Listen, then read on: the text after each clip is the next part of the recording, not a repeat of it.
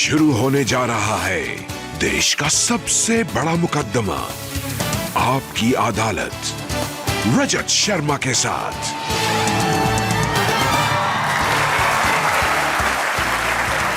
नमस्कार, आपकी अदालत में आपका स्वागत है। आपकी अदालत में आज पेश करेंगे एक ऐसे शख्स को जिसने ऐसे व्यक्ति पर इल्जाम लगाए हैं जो अब तक सब पर इल्जाम लगाते थे। इन्होंने ऐसे व्यक्तियों को चैलेंज किया है, ऐसे व्यक्ति के खिलाफ युद्ध का ऐलान किया जो अब तक सबसे लड़ते थे। ये उनकी सरकार में मंत्री थे। प्लीज वेलकम केजरीवाल सरकार के फॉर्मर मिनिस्टर कपिल मिश्रा।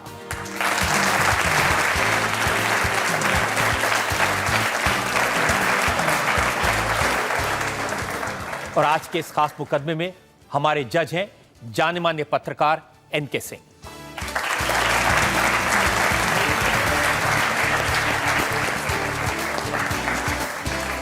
और इससे पहले कि इल्जामात और सवालात का सिलसिला शुरू करें, आज के जज एनके सिंह की इजाजत चाहेंगे आज की कार्रवाई शुरू करने के लिए। इजाजत है। कपिल, सबसे पहले तो मैं आपका धन्यवाद करना चाहता हूं कि आप अनशन पर हैं। 4 दिन से आपने कुछ खाया नहीं, उसके बाद भी आपने ये निमंत्रण स्वीकार किया और जनता को भी बहुत सहानुभूति आपके साथ और अभिनंदन करते हैं आपका।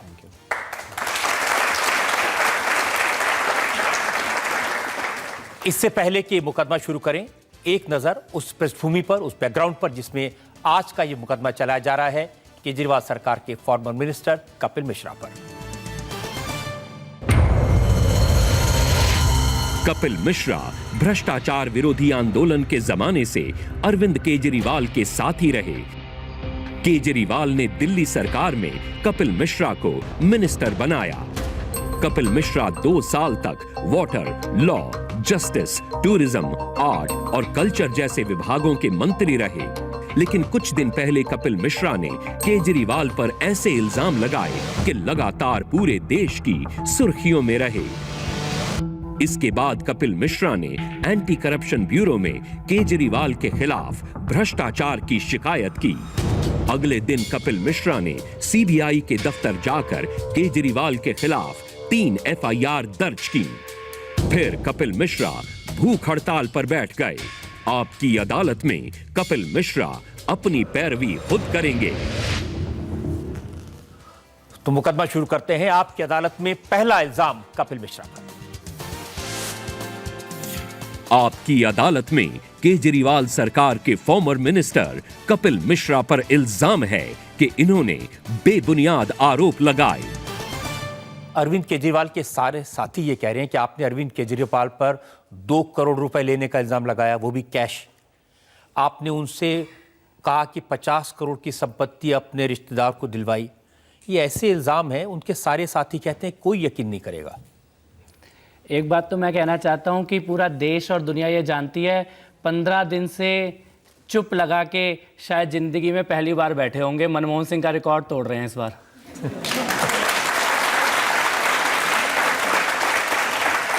मैंने उनके ऊपर पहले 3 सीबीआई में शिकायतें दर्ज कराई। पहली शिकायत दर्ज कराई है 2 करोड़ रुपए के कैश के लेन देन की। दूसरी शिकायत दर्ज कराई है अपने रिश्तेदारों को गलत तरीके से फायदा पहुंचाने की। तीसरी शिकायत दर्ज कराई है देश के साथ खिलवाड़ करने की, विदेशी यात्राओं के दौरान गलत प्रकार से डील करने की।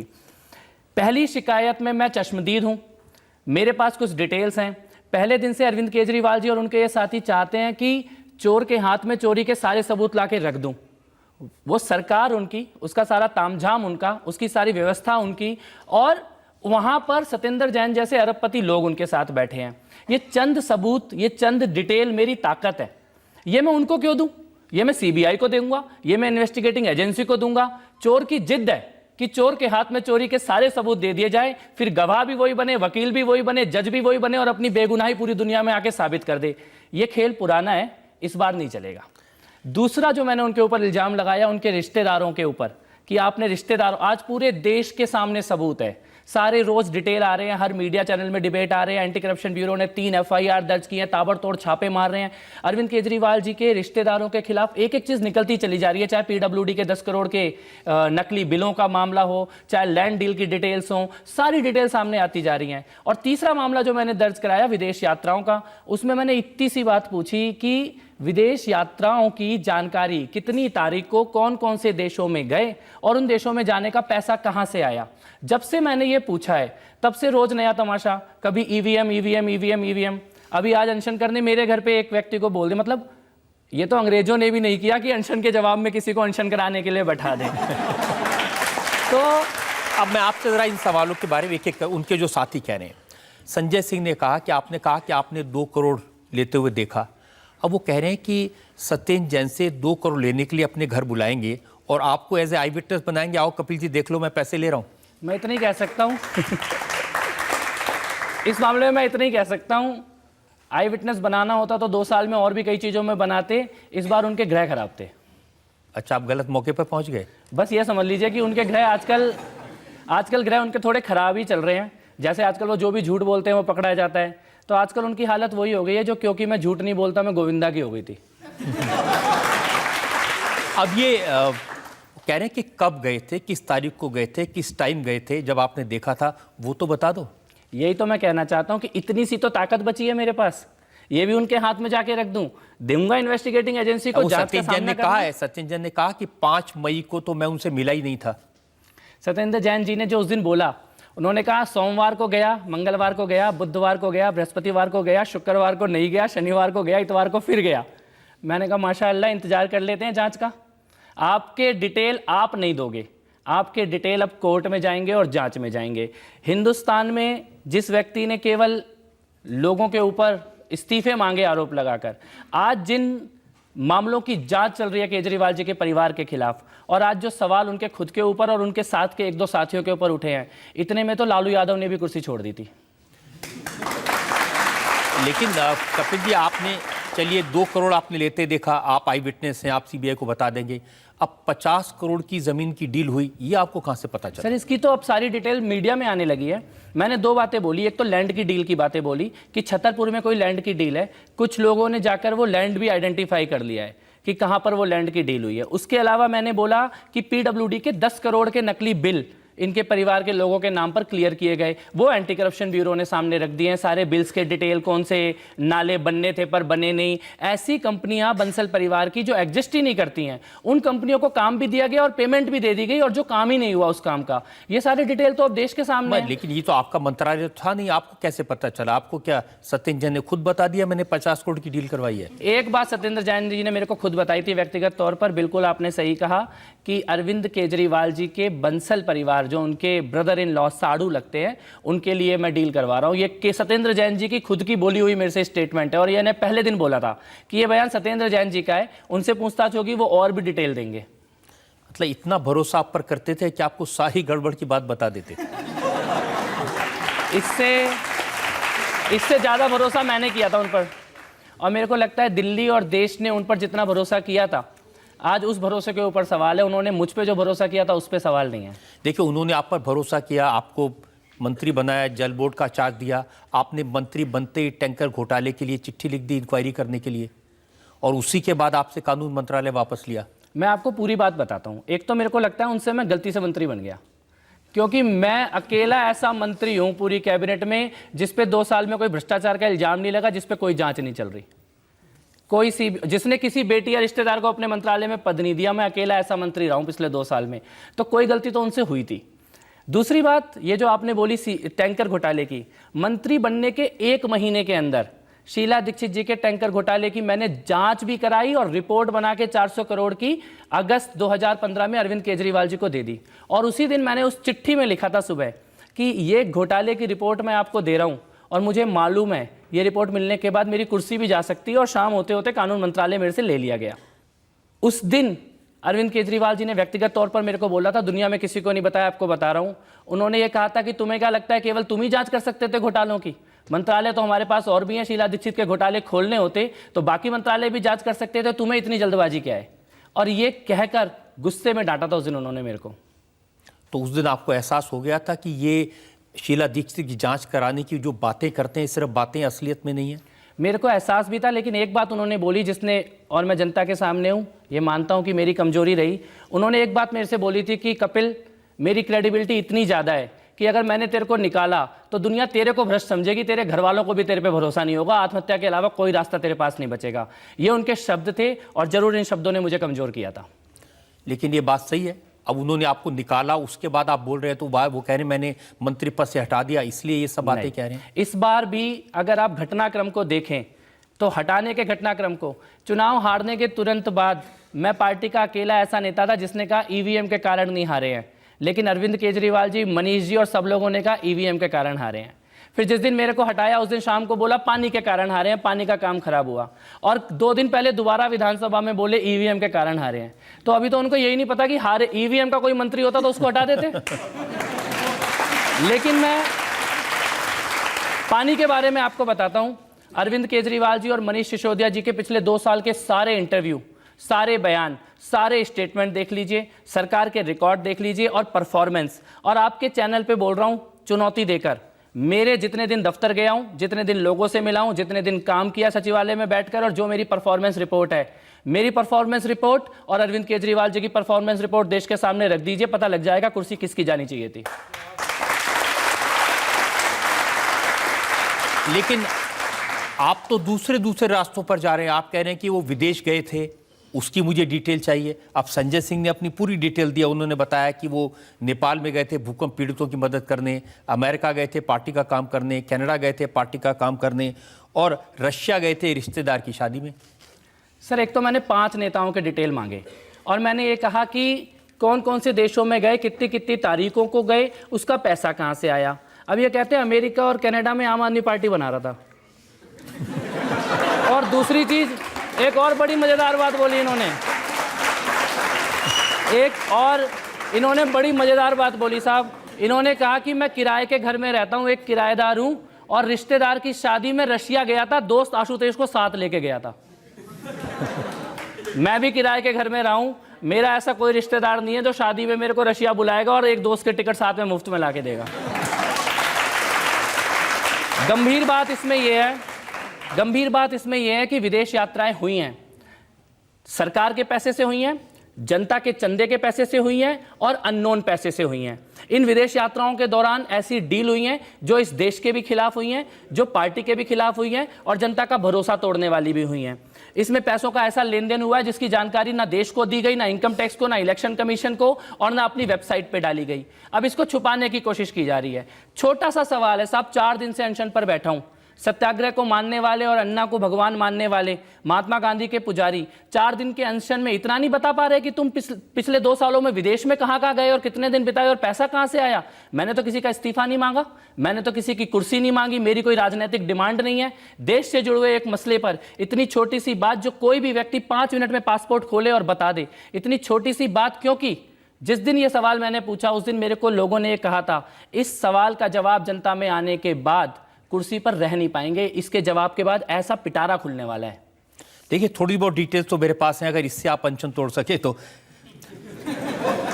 इन्होंने कहा कि 6 विदेशी दौरे deputy chief minister Manish Sisodia ने किए, सत्येंद्र जैन ने इस अंतराल में 5 विदेशी दौरे किए, 12 विदेशी दौरों पर 63 लाख खर्च हुए। मनीष सिसोदिया ऑस्ट्रेलिया गए थे जो जीएसटी के सिस्टम को स्टडी करने के लिए, 11 लाख खर्च किए, और स्किल डेवलपमेंट की स्टडी करने 8 दिन के दौरे पर ब्राज़ील गए थे। और जो सत्येंद्र जैन जी हैं, ये टिकाऊ शहरी विकास को स्टडी करने 9 लोगों के साथ गए थे स्वीडन, और एलिवेटेड बीआरटी कॉरिडोर को स्टडी करने के लिए मलेशिया गए थे। अब इतनी सारी डिटेल तो दे दी हैं। प्रणाम करता हूं मैं इन लोगों को। और मैं इसमें अभी तो डिटेल है नहीं, क्योंकि इसमें आशीष खेतान जी की डिटेल नहीं है, दुर्गेश पाठक, राघव चड्ढा की डिटेल नहीं है, पैसे का सोर्स अभी उनकी यात्राओं का नहीं आया है। इनकी भी सरकारी यात्राएं आई हैं, निजी यात्राएं नहीं आई, लेकिन इसके बावजूद भी मैं इसमें एक सवाल 2 यात्राओं का पूछता हूं। एक यात्रा सत्येंद्र जैन जी ने की आशीष खेतान के साथ विदेश यात्रा, कोई सरकारी अधिकारी को लेके नहीं गए, एक भी अफसर को साथ में लेके नहीं गए। सरकार जब सरकारी काम से जाती है, आपके साथ सरकार का अधिकारी जाए ना, ये असंभव है, क्योंकि मंत्री वहां पे जाके काम क्या करेगा बिना किसी सरकारी अधिकारी के। और आशीष खेतान साथ में जाते हैं, दिल्ली की सरकार के खर्चे से केवल 2 ही लोग जाते हैं, सत्येंद्र जैन और आशीष खेतान। मेरे को लगता है पब्लिक है, इतना बेवकूफ़ नहीं है पब्लिक की इतनी चीज़ का भी अर्थ ना समझ पाए। एक यात्रा मनीष सिसोदिया जी की भी है, जर्मनी की यात्रा है, उसमें भी वो अकेले गए हैं। किसी भी एक भी अधिकारी को साथ में लेके नहीं गए हैं। फिर भी क्योंकि मनीष जी के बारे में मैंने कभी कुछ गलत सुना नहीं और किसी ने कुछ कहा नहीं, तो मैं कुछ कहना नहीं चाहता, पर यात्राओं के डिटेल इस देश को मिलने चाहिए। जनता के पैसे से बहुत सारी यात्राएं करी हैं दुर्गेश पाठक जी ने, राघव चड्ढा जी ने, उनके डिटेल देश के पास आने चाहिए। और इसका पैसा कहाँ से आया, क्योंकि जिस दिन से मैं इस पार्टी में आया हूँ उस दिन से मैंने अरविंद केजरीवाल जी से केवल एक बात सुनी है, और आपने भी सुनी होगी, कि भैया हमारे पास पैसा नहीं है, हमारे पास तो चुनाव लड़ने का भी पैसा नहीं है। आपके पास चुनाव लड़ने का पैसा नहीं है और आप अमेरिका और कनाडा में आम आदमी पार्टी बना रहे हो।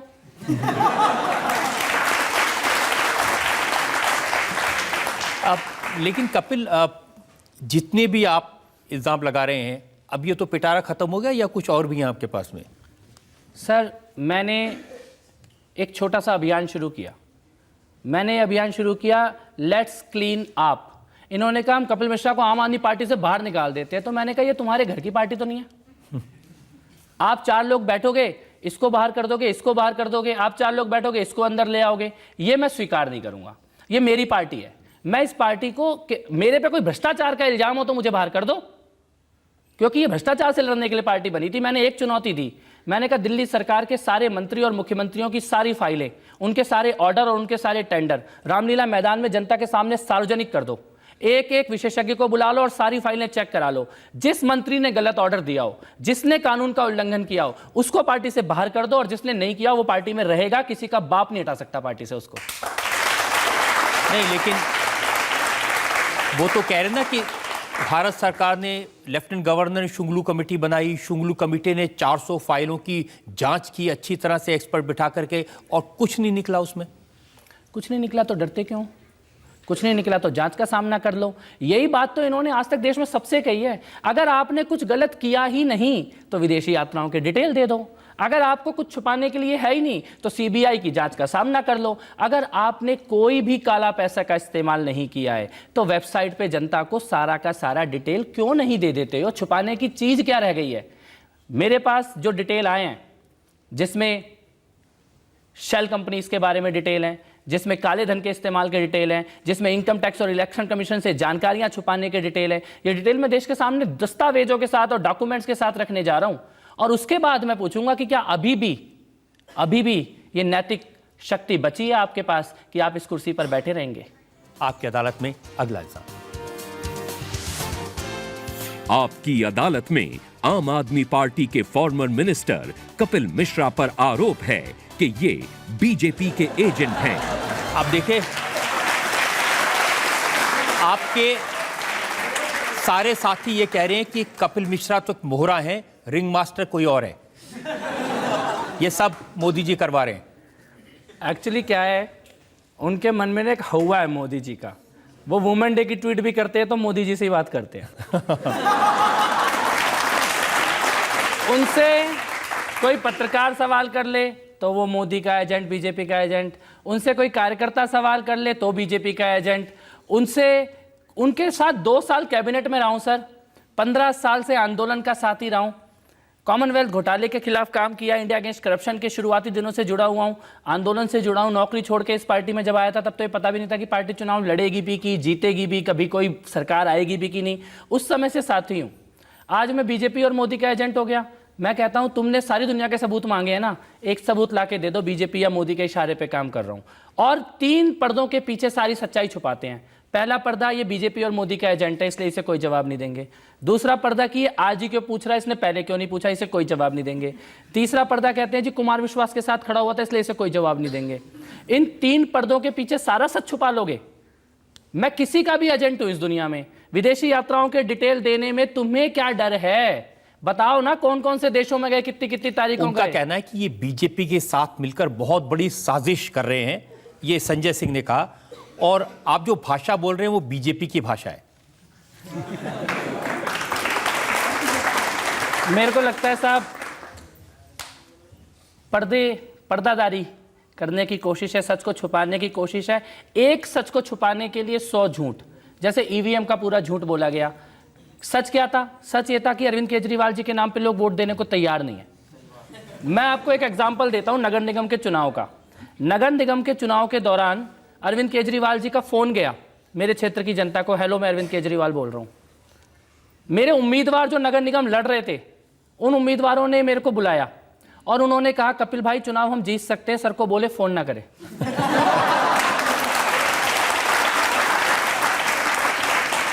ये एक छोटा सा सच है। इस एक सच को छुपाने के लिए 100 झूठ बोले जा रहे हैं।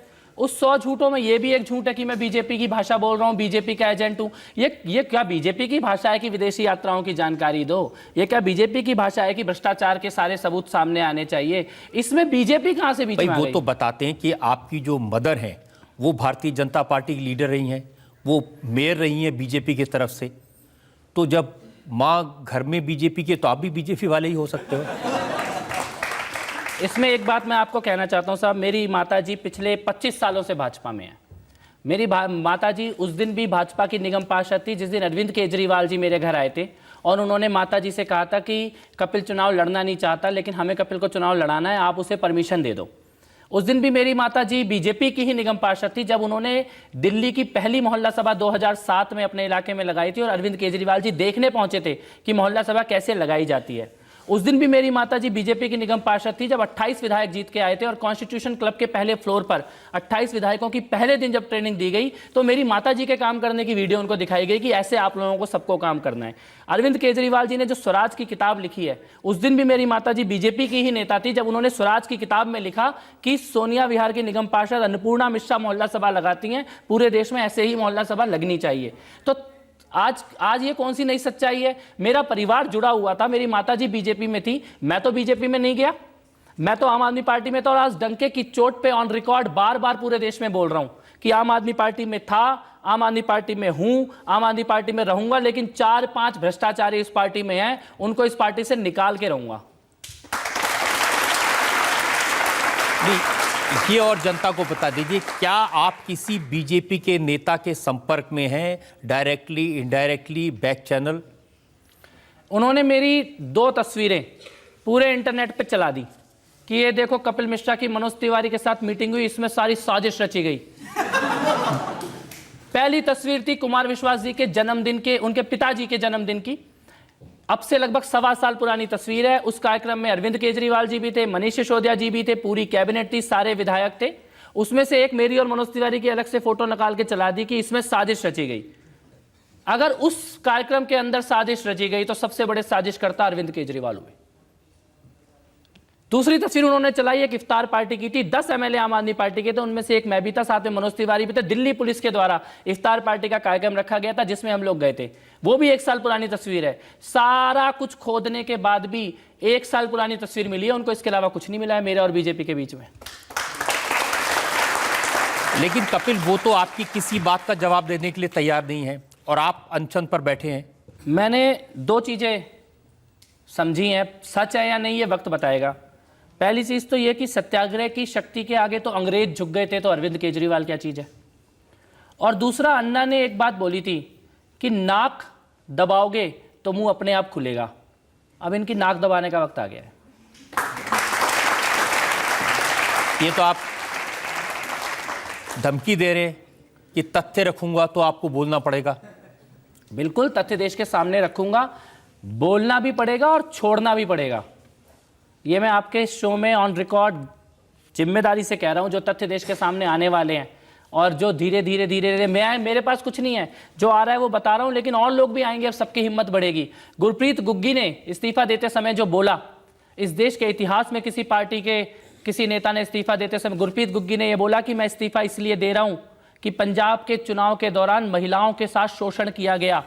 उसकी शिकायतें गुरप्रीत गुग्गी ने अरविंद केजरीवाल जी को दी। अरविंद केजरीवाल जी ने उन शिकायतों पे कोई कार्रवाई नहीं की। इससे दुखी होकर गुरप्रीत गुग्गी आम आदमी पार्टी छोड़ के जा रहे हैं। मेरे को लगता है इससे गंभीर स्टेट कन्वीनर जो पूरे चुनाव के दौरान राज्य का प्रभारी रहा था, वो व्यक्ति ये बोलता है कि महिलाओं का शोषण हुआ, अरविंद केजरीवाल जी को शिकायत दी, उन्होंने कार्रवाई नहीं की। मेरे को लगता है इससे गंभीर मामला आजादी से लेकर आज तक इस देश में नहीं आया है, लेकिन चुप्पी तो उस मामले में भी साथ कर बैठे हुए हैं। देखिए, पंजाब के बारे में तो मैंने आपका स्टेटमेंट देखा, आपने कहा कि हर चीज में बेईमानी हुई। पंजाब में चुनाव में दारू चली, पैसे चले और महिलाओं का इस्तेमाल हुआ। लोग कॉल करके, जिस दिन से मैंने लेट्स क्लीन अप अभियान चलाया, उस दिन से लोगों ने मिलके कॉल करके, आपको मैं बताऊं, आज इनके अपने घरों में रहने वाले चपरासी, पियून और ड्राइवर आके आजकल मेरे को बता रहे हैं चुपके से कई अधिकारी आ रहे हैं जो डिटेल दे रहे हैं, जो डिटेल धीरे धीरे इकट्ठे करके मैं सामने रखने वाला हूं। कल जो डिटेल दूंगा वो अधिकारियों ने आकर मेरे को डिटेल दिए हैं। मैं आपको एक बात बताना चाहता हूं, पंजाब के चुनाव के बारे में लोगों ने शिकायतें की, मैंने बयान दिया कि ऐसा हुआ है। उसके 2 दिन बाद गुरप्रीत गुग्गी ने जब इस्तीफा दिया तो मेरे को यह भरोसा हो गया कि जो लोग शिकायत कर रहे हैं उनमें कोई ना कोई सच्चाई तो है। और उसके बाद की ऐसी आपराधिक चुप्पी, मेरे को लगता है इतना कुछ होने के बाद तो लालू यादव भी बोल पड़े थे, लेकिन ये अब भी चुप होकर बैठे हुए हैं। देखिए, सबसे बड़ी जज तो जनता है, और जनता में जो लोग सवाल पूछना चाहते हैं। सर, जब आपके सामने लेन देन हो रहा था तभी आपने रंगे हाथों उन्हें क्यों नहीं पकड़वाया? ये देश के साथ धोखा है। आपका चुप रहने का और आपका पार्टी में बने रहने का क्या कारण था? पहली बात तो मैं चुप नहीं रहा। मैंने उस वक्त भी पूछा कि ये पैसा कहाँ से है। उसके बाद अरविंद केजरीवाल जी के घर गया, उसके बाद उनसे बात की और उनको मैंने ये भी कहा कि मैंने इस देश के संविधान की शपथ ली है, तो मैं तो ये जानकारी दूंगा। और मैंने उनसे एक प्रार्थना और की कि आप सारे विधायकों की मीटिंग बुलाइए और उस मीटिंग में विधायकों के सामने एक बार एक्सप्लेन कीजिए कि इस पैसे का सोर्स क्या है। उन्होंने विधायकों की मीटिंग बुलाई भी उस दिन, लेकिन उसके बाद उन्होंने इस बारे में कोई चर्चा नहीं की और शाम को घोषणा कर दी कि कपिल मिश्रा को निकाल दिया जाए। एक बात मैं जरूर मानता हूं, जब हुआ उसी वक्त ही पुलिस को बुला लेते, उसी वक्त ही कह देते, उसी वक्त ही पकड़ लेते। मैं ये बात जरूर मानता हूं, वो कुछ पल मेरे लिए सदमे जैसे थे। उस वक्त मैं बिल्कुल हाथ पैर ठंडा या कुछ ना कर पाने की स्थिति थी। उसके बाद मैं वापस आकर भी इस स्थिति में नहीं था कि कुछ कह पाऊँ, सोच पाऊँ। बहुत देर एक शून्यता में मैं जरूर गया था, लेकिन उसके बाद मेरे मन ने, आत्मा ने एक बात बोली कि इसमें चुप नहीं रह सकते। और अगले दिन जो मैंने एंटी करप्शन ब्यूरो को लेटर भी लिखा, 9:30 बजे मैंने लेटर लिखा है, और अरविंद केजरीवाल जी ने पीएससी के अपने साथियों को खुद बुलाकर बोला, और उनमें से कई लोगों ने मेरे को बोला, आज वो ऑन रिकॉर्ड आने की हिम्मत नहीं करते, उन्होंने बोला कि तुमने एंटी करप्शन ब्यूरो से अपॉइंटमेंट लिया था, इसीलिए तुमको शाम को हटा दिया गया। ये अब बताइए कि जो आप कह रहे हैं सदमे में आ गए थे, किस वजह से सदमा था? सर, मैंने और मेरे जैसे हजारों लोगों ने अरविंद केजरीवाल जी को भगवान माना है। हमने उनकी पूजा की है। मेरे दफ्तर में आपके अगर पत्रकार गए होंगे या कुछ लोग मिलने के लिए गए होंगे, मेरे दफ्तर में अरविंद केजरीवाल की तस्वीर टंगी रहती है। मैंने और वो अरविंद केजरीवाल आज भी मेरे दिल में जिसको भगवान माना है।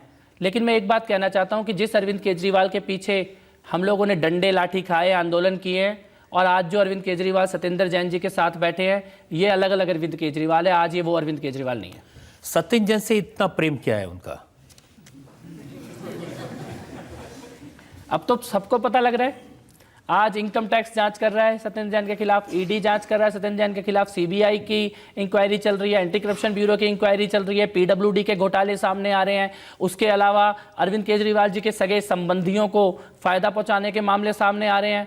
हमें हमेशा से ये लगता था कि कोई और भ्रष्टाचारी हो सकता है, नीचे के कुछ लोग गलत कर सकते हैं, पर जिस दिन अरविंद केजरीवाल जी को ये बात पता लगेगी, उस दिन वो किसी भ्रष्टाचारी को छोड़ेंगे नहीं। और ये भरोसा सबके मन में था।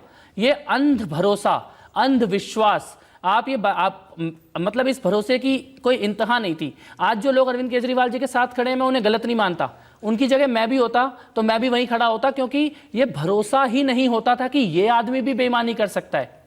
इसीलिए मैं उनको सबको सही मानता हूं। सबसे मैं एक बात कहता हूं, मैं आज अकेला हूं, इस लड़ाई को लड़ रहा हूं, अनशन सत्याग्रह जो मेरे दिमाग में भगवान प्रेरणा दे रहा है वो कर रहा हूं, बिल्कुल अकेला खड़े होकर कर रहा हूं।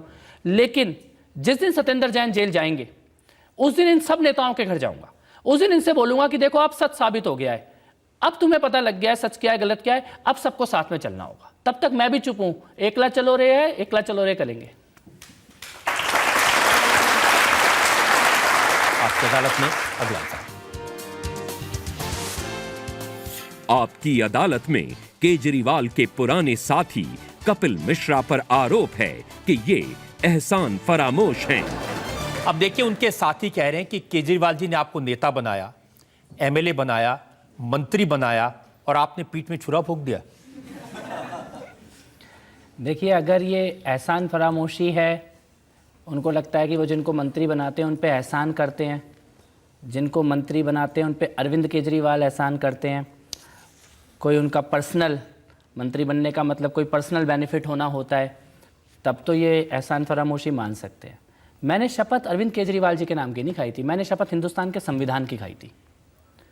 मैं जब चुनाव लड़ने गया था तो मैंने ये जरूर बोला था 5 साल केजरीवाल, लेकिन साथ में ये भी बोला था कि हम भ्रष्टाचार को मिटाने के लिए आए हैं, हम एक गुड गवर्नेंस देने के लिए आए हैं। हम आपके सामने हमेशा अपनी हर चीज़ पारदर्शी रखेंगे, सार्वजनिक रखेंगे, कुछ छुपाएंगे नहीं।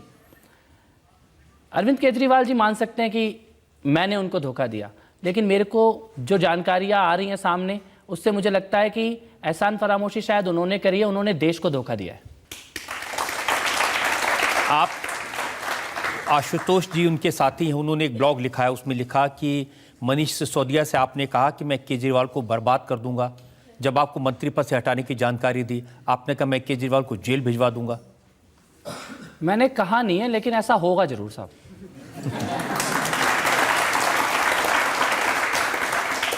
और वो तो ये कह रहे हैं कि कपिल मिश्रा ने जो किया अरविंद केजरीवाल के साथ, उसके बाद आशुतोष का, संजय सिंह का, मनीष सिसोदिया का इंसानियत से भरोसा उठ गया।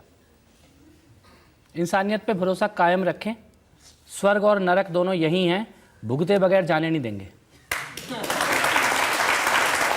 और कुमार विश्वास ने अपने ब्लॉग में शेर लिखा है, उन्होंने लिखा है, अगर तू दोस्त है तो फिर ये खंजर क्यों तेरे हाथों में, अगर तू दोस्त है तो फिर ये खंजर क्यों तेरे हाथों में, अगर तू दुश्मन है तो फिर मेरा सर क्यों नहीं जाता। ये उन्होंने मेरे बारे में नहीं लिखा, ये तो मैं गारंटी से कह सकता हूँ।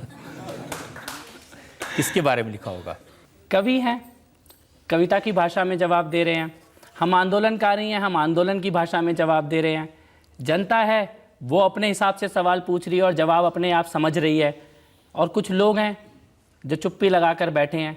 मेरे को लगता है कि बहुत बड़ा भरोसा और बहुत शानदार एक आंदोलन इस देश में खड़ा हुआ, जिससे ये सरकार खड़ी। और 67 सीट मुझे लगता है शायद दोबारा कभी किसी व्यक्ति को नहीं मिलेंगी सरकार चलाने के लिए, कभी इस देश में। उसके साथ एक विश्वासघात हुआ है। उसके बाद कोई ब्लॉग लिखे, किताब लिखे, कहानी लिखे, कविता लिखे, कुछ भी लिखे, लेकिन सच्चाई ये है कि आज धोखा हुआ है लोगों के साथ। कैसे धोखा हुआ? देखिए, अरविंद केजरीवाल जी ने तो पहले ही कह दिया था जो कुर्सी पर बैठता है करप्ट होगा। मैं आपको वीडियो सुनवाना चाहता हूं और जनता भी सुन ले। अरविंद केजरीवाल ने आंदोलन के वक्त में क्या कहा था कि जो कुर्सी पर बैठते हैं उनका क्या हाल होता है, तो धोखा तो नहीं हुआ? जैसा अन्ना जी ने कहा, इस कुर्सी के अंदर कुछ ना कुछ समस्या है। जो इस कुर्सी के ऊपर बैठता है वही गड़बड़ हो जाता है। तो कहीं ऐसा तो नहीं कि इस आंदोलन से जब विकल्प निकलेगा और वो लोग जब कुर्सी पे जाके बैठेंगे, कहीं वो ना भ्रष्ट हो जाएं, कहीं वो ना गड़बड़ करने लगें। ये एक भारी चिंता है हम लोगों के मन में। तो देखिए, उनको तो पता था।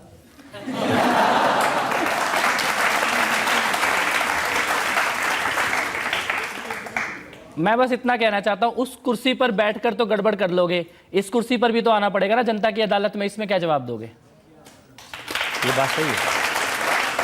देखिए, आप इतने समय उनके साथ रहे, अब सत्येंद्र जैन की आप बार बार दुहाई देते हैं। आप कह रहे हैं कि ये तो आपका दिल जानता है सत्येंद्र जैन से कैसे संबंध है अरविंद केजरीवाल से, आप कह रहे हैं। लेकिन सत्येंद्र जैन कोई पहले तो नहीं है जिन पर इल्ज़ाम लगे। जितेंद्र तोमर पर फर्जी डिग्री का इल्ज़ाम लगा, मंत्री थे। एक और मंत्री संदीप कुमार, महिला के साथ आपत्तिजनक तस्वीरें उनकी मिली।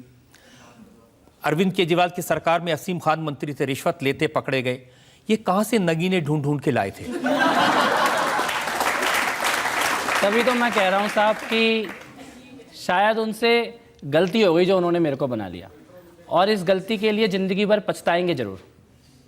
लेकिन जब आप 2 साल सरकार में मंत्री थे, तो ये जो हीरे मोती नगीने ढूंढ ढूंढ के लाए थे, इनके बारे में आप चुप क्यों रहे? आपको तो पता ही होगा क्या कर रहे हैं ये लोग। 2 मामलों के बारे में जानकारी रही। तोमर साहब तो सबसे पहले ही मंत्री बने थे, तब तो मैं मंत्रालय में था नहीं, मेरे को मंत्री बाद में बनाया गया है, पहले मैं कैबिनेट में नहीं था। तब जो भी कुछ हुआ, डिग्री के मामले हुए, अरविंद केजरीवाल जी का एक मैंने बयान देखा, मैंने जितेंद्र तोमर के सारे सर्टिफिकेट चेक कर लिए हैं, वो बिल्कुल पाक साफ है, उन पर झूठा इल्जाम लगाया गया है। उसके बाद उन्होंने उनका जो भी मामला चला वो पूरे देश के सामने है। ऐसे ही एक बयान उन्होंने कहा, मैंने सत्येंद्र जैन के सारे पेपर चेक कर लिए, बिल्कुल ईमानदार है, उन पर झूठा इल्जाम लगाया है। तो मैंने उनसे कहा था, साहब ये सर्टिफिकेट मुझे कभी मत देना। एक मामला मेरी जानकारी में आया था जब सत्येंद्र जैन जी ने अपनी सगी बेटी को मंत्रालय के अंदर पद दिया था। उस दिन मैंने अरविंद केजरीवाल जी को फ़ोन किया था और मैंने कहा था, सर या तो इनकी बेटी का इस्तीफा करवा लीजिए या मेरा इस्तीफा ले लीजिए। लेकिन मेरे को उस दिन ये खुशी हुई थी कि 2 या 3 घंटे के अंदर उनकी बेटी का इस्तीफा करवा लिया गया था। लेकिन ये जो 3-3 मंत्री जब इनके इस्तीफे हुए, इन पर इल्ज़ाम लगे, वो सही साबित हुए, इसके बाद भी आप केजरीवाल पर भगवान की तरह भरोसा करते रहे? यही तो भरोसा था कि अगर कोई गलत करेगा तो केजरीवाल उसे हटा देंगे, कोई भ्रष्टाचार करेगा तो उसको छोड़ेंगे नहीं, भ्रष्टाचार के खिलाफ लड़ाई लड़ने, मतलब एक भरोसा सबको था। वो तो ये कहते ही है ना कि जिसने गड़बड़ की हमने उसको हटा दिया, देखिए हम कितने अच्छे हैं। बाकी सरकारें तो हटाती नहीं, बाकी चीफ मिनिस्टर तो हटाते नहीं किसी को। तो जिसने गड़बड़ की है उसको जनता भी हटा देगी इस बार। ये जनता पूछते हैं, जनता के मन में और जो सवाल है। हाँ। कपिल सर, मेरा आपसे सवाल ये है, थोड़ा मेरा सवाल जो है वो मोरल और एथिक्स पे बेस्ड है कि जब आप पार्टी में थे तब आपने अरविंद केजरीवाल जी के खिलाफ या उनके पार्टी आम आदमी के पार्टी के खिलाफ इस तरह के कुछ स्कैम्स जो आप एलिगेशंस लगाए उस टाइम नहीं लगाया आपने, और अब जब आप जैसे ही पार्टी से बाहर हुए और एक साथ आपने मोर्चा खोल दिया। पहली बात तो पिछले 3 दिन में जो जानकारी आई है वो देश के सामने रख रहा हूँ, उससे पहले नहीं थी ये जानकारी। उससे पहली बात, हटने के बाद नहीं बोल रहा हूँ, बोला इसीलिए हटाया गया। जिस दिन मेरे को हटाया गया है उस दिन की मेरी ट्विटर की टाइमलाइन चेक कीजिए। सुबह 9:30 बजे मैंने एंटी करप्शन ब्यूरो को ऑन रिकॉर्ड लेटर लिखकर अपॉइंटमेंट मांगा है, और उसी दिन अरविंद केजरीवाल जी के घर गया हूं, उसी दिन शाम को विधायकों की मीटिंग बुलाई गई है, और उसी दिन रात को मेरे को हटाया गया है। और अदरवाइज या तो वो ये साबित कर दे कि हटाने का कारण क्या था। अब ये भी बता दीजिए, जब आप अरविंद केजरीवाल के घर गए, आपने उनको बताया इस तरह की मैं शिकायत करने वाला हूं, तो उन्होंने क्या कहा आपसे? नहीं, मुझसे कहा गया था कि विधायकों की मीटिंग बुलाई जाएगी, और विधायकों की मीटिंग बुलाई भी गई। लेकिन एक बात और है सर, यह बात भी स्पष्ट ही मुझे मालूम था कि इतनी बड़ी बात के बाद कुर्सी बचनी नहीं है, इतनी बड़ी बात के बाद पद बचना नहीं है। और अभी भी जैसे आपने कहा पार्टी से निकलने के बाद आप बोल रहे हो, सर मैं पार्टी से निकला नहीं हूं, पीएसी के पार्टी के निकालने के फैसले को मानता नहीं हूं, इसी पार्टी में रहूंगा। 4 या 5 ही भ्रष्टाचारी हैं, पार्टी भ्रष्टाचारी नहीं है, सिर्फ 4-5 भ्रष्टाचारी हैं। इनको एक्सपोज करेंगे, इनको बाहर करेंगे, और भ्रष्टाचार के खिलाफ लड़ाई को दोबारा शुरू करेंगे। आपकी अदालत में अगला इल्जाम। आपकी अदालत में केजरीवाल सरकार के पूर्व मंत्री कपिल मिश्रा पर आरोप है कि इन्होंने अपनी पार्टी की इमेज खराब कर दी। जब चुनाव हो रहे थे तो अरविंद केजरीवाल ने कहा कि आपकी वजह से पानी नहीं पहुंचा लोगों को। आपके पास में तो वाटर डिपार्टमेंट था, जो पानी के डिपार्टमेंट जितनी गड़बड़ हुई उसकी वजह से लोगों ने एमसीडी में वोट नहीं दिए। कल तो वो कह रहे थे कि ईवीएम के कारण वोट नहीं दिए। वो तो कह रहे हैं कि हमको सारा वोट पड़ा, लेकिन वो वोट गलती से बीजेपी को चला गया, यही तो बोला है उन्होंने। और अब कह रहे हैं पानी। मैं ये कह रहा हूं कि भ्रम मत फैलाइए। जैसे ईवीएम वाले मामले पे मैंने एक बात बोली, जस्ट बिकॉज कि आपको चंद इलेक्शन में वोट नहीं मिले, इसका यह मतलब नहीं है कि आप देश की पूरी चुनावी व्यवस्था के ऊपर सवाल खड़ा कर दें। इस देश का लोकतंत्र दुनिया का सबसे बड़ा लोकतंत्र है। इस देश के चुनाव आयोग पे पूरी दुनिया के लोग सीखने आते हैं यहाँ पे इलेक्शन कैसे कराया जाए। यह देश दुनिया के उन चुनिंदा देशों में से है जहां सरकारें केवल वोट से बनती हैं और वोट से बिगड़ती हैं। यहाँ कोई आर्मी नहीं आ जाती, यहाँ कोई तख्ते पलट नहीं होते, यहाँ पे इस प्रकार का कुछ नहीं होता, केवल जनता। आप जनता को आज आप बोल रहे हो ईवीएम में गड़बड़ है, कल आप बोलो कि जनता की उंगली में कोई प्रॉब्लम है, गलत बटन दबा देती है। ये तो आपकी बात सही है, अगर ईवीएम में गड़बड़ होती तो आम आदमी पार्टी को 26% वोट कैसे पड़ते? ईवीएम में गड़बड़ होती तो कांग्रेस पार्टी के वोट 9% से बढ़कर 21% कैसे हो जाते? सर मैंने एक बात बोली अरविंद केजरीवाल जी को, और खुला पत्र लिखकर बोली, आप नई दिल्ली की सीट पे हो और मैं करावल नगर की सीट पे हूं, आप सीट चुन लो। इस्तीफा देने से डर लगता है तो करावल नगर आ जाओ, मैं इस्तीफा देने को तैयार हूं, चुनाव लड़ लो। ईवीएम पे नहीं कराएंगे, बैलेट पेपर पे कराएंगे। और अगर इस्तीफा देने की हिम्मत है, जनता का सामना करने की हिम्मत है, नई दिल्ली से अपनी सीट से चुनाव लड़ लो, मैं आपके सामने लड़ूंगा। तुम्हारे पास सारे वॉलंटियर, सारा संगठन, सारा पैसा बैलेट पेपर पे कराएंगे, ईवीएम पे नहीं कराएंगे। आज जनता के बीच में आके देखो, पता लग जाएगा जनता वोट तुम्हें देना भी चाहती है कि जनता आप तुम्हें वोट नहीं देना चाहती। कड़वी सच्चाई है, जितनी जल्दी समझेंगे इस कड़वी सच्चाई को, उतना पार्टी का और आंदोलन का भला होगा। एक आदमी की इज्जत को बचाने के लिए पूरे देश, चुनाव आयोग, लोकतंत्र, सबके ऊपर सवाल खड़े किए जा रहे हैं। मुझे लगता है शर्मनाक है ये। देखिए, उनका तो कहना यह है कि जब एमसीडी के चुनाव हुए, हम पानी माफिया से लड़ रहे थे, हम बिजली माफिया से लड़ रहे थे, हम स्कूल माफिया से लड़ रहे थे, हम माफिया से लड़ते रह गए, बीजेपी चुनाव जीत गई। मेरे को लगता है उस एक घर के अंदर 5 आदमी हैं, वो कभी इसको माफिया बना देते हैं, कभी इसको, और एक दूसरे से लड़ते रहते हैं। अब मीडिया के बारे में आपने कहा था, जो सवाल उठाया था उसको बीजेपी का एजेंट कह देते हैं। मनीष सिसोदिया के एक इंटरव्यू मैंने देखा, उन्होंने कहा है कि मीडिया ने एमसीडी चुनाव के दौरान एंटी नेशनल काम किया। उन्होंने कहा कि मीडिया ने पूरे चुनाव का एजेंडा बदल दिया, इसलिए आम आदमी पार्टी हार गई। सर एक सच है, मैं दोबारा कहूंगा ऑन रिकॉर्ड, एक छोटा सा सच है कि लोग अरविंद केजरीवाल जी के नाम पर वोट नहीं देना चाहते। Plain simple truth. इसको छुपाने के लिए मीडिया, ईवीएम, पानी, कपिल मिश्रा, देश की सरकार, नेशनल, इंटरनेशनल, किसी के ऊपर भी इल्जाम लगा दीजिए। बहुत सिंपल सा सच है, आपके नाम पर वोट नहीं पड़ रहा, लोग इरिटेटेड है। इसको आज समझ लीजिए या कल समझ लीजिए, जितनी जल्दी समझेंगे पार्टी और आंदोलन का उतना जल्दी भला होगा। यहाँ जनता बैठी है, जनता से सवाल पूछते हैं। आपने कहा आप पार्टी में रहेंगे, हमेशा रहेंगे, सिर्फ 4 भ्रष्टाचारियों को बाहर निकालना चाहते हैं। 4 में से अरविंद केजरीवाल भी हैं, उनको निकाल के, मुख्य चेहरे को निकाल के आप अपना चेहरा तो नहीं लाना चाहते और आप उनकी कुर्सी हथिया लें? मैं इतना बड़ा नहीं हुआ और ये आपको भी मालूम है, सबको मालूम है कि मैं इतना बड़ा नहीं हूँ और या इतनी बड़ी कोई बात सोचूं। लेकिन अरविंद केजरीवाल जी का एक बयान था, हो सकता है कहीं आपके रिकॉर्ड में हो तो आप दिखाना। उन्होंने ये कहा था कि अगर मनीष सिसोदिया भ्रष्टाचार करेंगे तो मैं मनीष सिसोदिया को निकाल दूंगा, और अगर अरविंद केजरीवाल भ्रष्टाचार करे तो तुम सब मिलकर अरविंद केजरीवाल को निकाल देना। मेरे को एक बात लगती है, जिस दिन उन्होंने ये बयान दिया था उस दिन उनकी जुबान पे मां सरस्वती विराजमान थी। कपिल, आपने इतने बड़े इल्जाम लगाए, अनशन पर बैठे, इतना बड़ा आंदोलन खड़ा कर दिया, लेकिन कोई आपके साथ नहीं आया।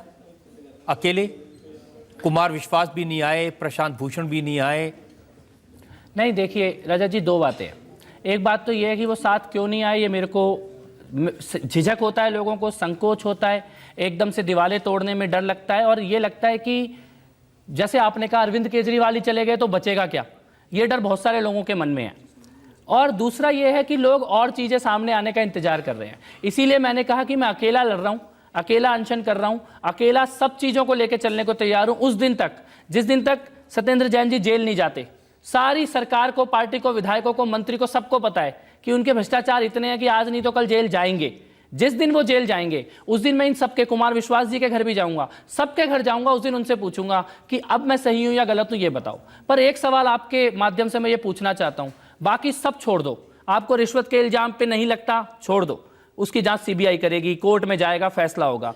आपको लैंड डील वगैरह पे लगता है और सबूत आने चाहिए, छोड़ दो। लेकिन विदेशी दौरों की जानकारी सार्वजनिक होनी चाहिए या नहीं, ऐसी पार्टी के नेताओं के द्वारा जिन्होंने हमेशा से कसम खाई कि हर एक चीज जनता को बताई जानी चाहिए, कुमार विश्वास हो या मनीष सिसोदिया, प्रशांत भूषण हो या योगेंद्र यादव, देश के जितने भी बुद्धिजीवी हैं, सबसे यह पूछना चाहता हूं, इस एक सवाल का जवाब दो, हाँ या ना। ये जानकारी देश की जनता को मिलनी चाहिए या नहीं मिलनी चाहिए, हाँ या ना, ये जवाब जरूर उनसे पूछना चाहिए और उन्हें देना चाहिए इस बात का जवाब। लेकिन अगर वो जवाब नहीं देंगे तो आप अनशन पर बैठे रहेंगे, जान दे देंगे? ये जवाब तो उनको देना पड़ेगा साहब। सत्याग्रह की शक्ति, भगवान की शक्ति, जैसे कि अब मैं हनुमान मंदिर जा रहा हूं कनॉट प्लेस के, बजरंगबली का आशीर्वाद लेने के लिए। तथ्य देश के सामने रखने हैं, तथ्य ऐसे हैं जिनको बताने के लिए भी शक्ति चाहिए और सुनने के लिए भी शक्ति चाहिए। तो मुझे लगता है जब सारी चीजें सामने आएंगी सब साथ देंगे और जनता साथ में है। आज भी अगर आप दिल्ली की जनता के बीच में जाके पूछें, आप लोगों के बीच में, सड़कों में, गलियों, मैं किस भरोसे पे ये चुनौती दे रहा हूं कि मेरी विधानसभा ले लो या अपनी विधानसभा ले लो, किसी भी विधानसभा में चुनाव लड़के दिखा दो आज, इस भरोसे में कि मेरे को मालूम है दिल्ली की जनता, दिल्ली का बच्चा बच्चा, सबको मालूम है सच्चाई क्या है। सब ठगा हुआ महसूस कर रहे हैं, केवल एक मौके का इंतजार है जनता को। कपिल मिश्रा अनशन पर हैं, इसके बाद भी उन्होंने इन सारे सवालों के जवाब दिए, खुलकर अपनी बात कही। अब वक्त है आपकी अदालत में आज के मुकदमे पर आज के जज एनके सिंह के फैसले का। अभियुक्त कपिल मिश्रा ने तमाम अपने आरोपों का बड़ी बखूबी बचाव किया है और अदालत इस निष्कर्ष पे पहुंची है कि कपिल मिश्रा पर लगे आरोप बहुत हद तक सही नहीं है। लिहाजा ये अदालत 2 चीज़ें, 2 हिदायत देके इनको बरी करती है। हिदायत ये है कि कभी भविष्य में आदमी को भगवान न माने, भगवान मानने से ये धोखा होगा। और दूसरी ये है कि जब भी आरोप लगाएं तो बेहतर ये होगा कि अनशन पे जाने से पहले तमाम सबूत इकट्ठा कर लें, क्योंकि अनशन की त्रासदी झेलना मुश्किल होता है। और ये सलाह दी जाती है कि अनशन छोड़ के जल्द से जल्द तमाम साक्ष्य लाएं ताकि इनको अनशन पे न बैठना पड़े।